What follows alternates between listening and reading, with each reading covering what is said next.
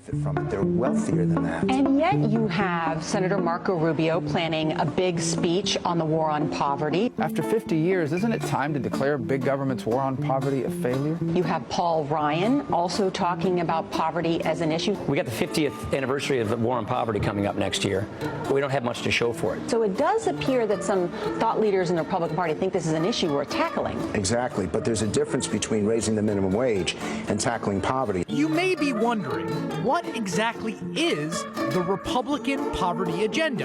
And what have Republicans done concretely to advance it? Most recently, Republicans cut off long-term unemployment benefits for 1.3 million people 3 days after Christmas by refusing to include an extension in the budget agreement hashed out before the holiday. Victory. I do support unemployment benefits for the 26 weeks that they're paid for. If you extend it beyond that, you do a disservice to these workers. But that's just the latest victory. In fact, Republicans have been hard at work on their poverty agenda over the entire last year. In June, House Republicans actually voted down a farm bill because it didn't include enough cuts to the food stamp program. The U.S. House today rejected a 5-year, $500 billion farm bill. The bill would have cut food stamps by $2 billion a year, but that was too much for many Democrats and not enough for a number of Republicans. Doubling down on their poverty agenda, the House passed a bill in September that cut the program by almost $40 billion over the next 10 years. The bill would kick almost 4 million people off the program in the first year alone. Now come early reports that a compromise bill between the House and Senate could include $8 to $9 billion in food stamp cuts. Another hard-fought Republican victory for their poverty agenda. The Bible also says the poor will always be with us.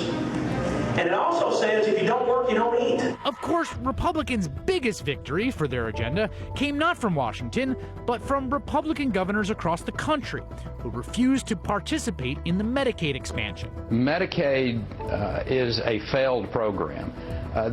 To expand this program is not unlike adding 1,000 people to the Titanic. In their efforts to block the Medicaid expansion, Republicans have been remarkably successful. 23 states, almost all with Republican governors, are refusing to expand the program, denying health insurance to almost 5 million people who desperately need it. People who say the Republican Party doesn't have a poverty agenda are wrong. They have a very clear, concrete, three-pronged agenda to deny people in desperate straits the help they need, to take away unemployment insurance for people looking for work, to take food out of the mouths of people who are hungry, and to deny poor and sick people health care. That is the Republican Party's poverty agenda, making more people poor.